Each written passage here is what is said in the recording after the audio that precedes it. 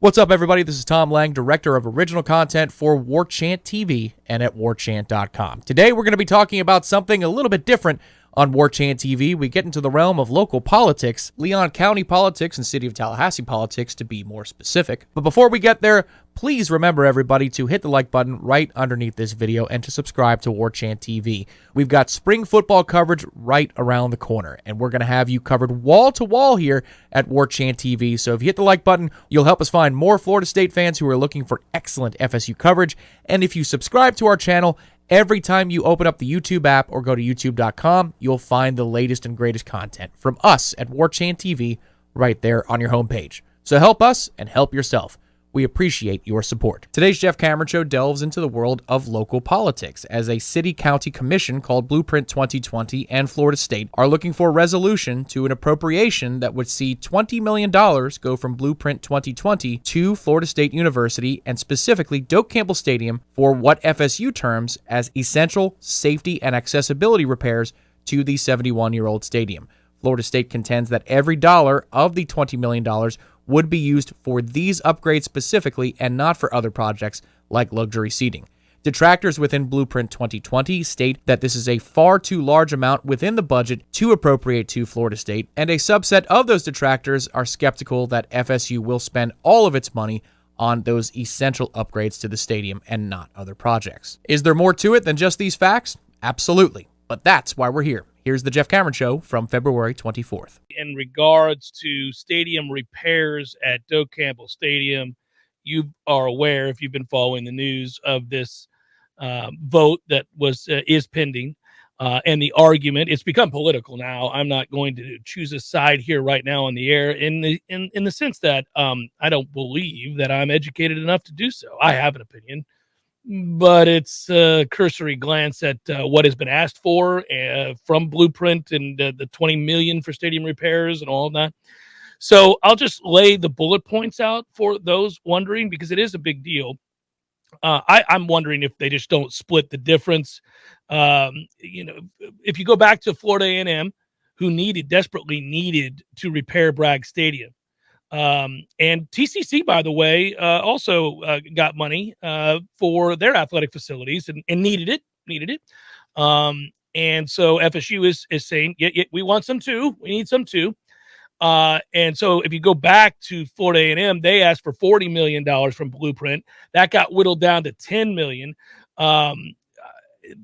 The argument was that certainly for FAMU and Bragg Stadium is they may not have been able to host football games if given the stadium's condition at that time. They had to have money. And that would have been an economic loss to the city. TCC, by the way, was aimed at helping the school host more events and facilities, thus bringing in more money as well.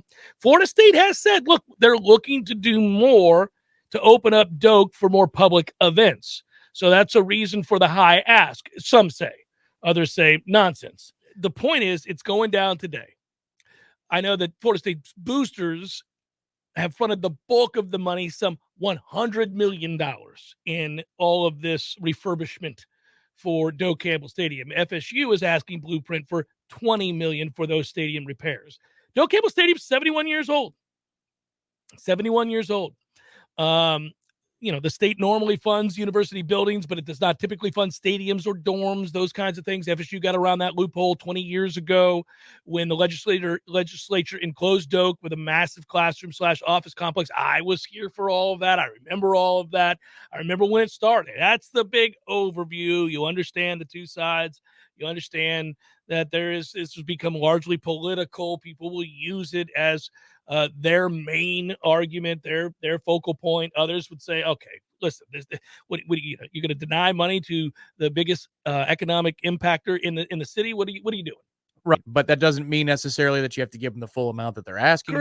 Correct. There's a bunch of stuff here, but if you vote on it over and over again, whether it be for approval or earmarking it certain eventually things, becomes political. Right, because then you get 6 and 7 chances to rehash the argument. And what is, politics? It's about repeating your position, simple positions over and over again so you can score cheap points rather than serve the issue at hand. That's why we hate politics. Oh, big time. Right. Yes. Because it's never about the issue at hand. Yeah, rarely. For me, it's simple. I'll take a brief position here just because I'll make an analogy that's oversimplified. It's like watching any courtroom show, Law and Order, right? You have a defense attorney and a prosecutor fighting about something, and one piece of evidence is brought in based upon this technicality. And then the other side flips it and they say, well, if you can do that, then I'll do this. Objection, Your Honor. Well, you open the door, counselor. Yeah.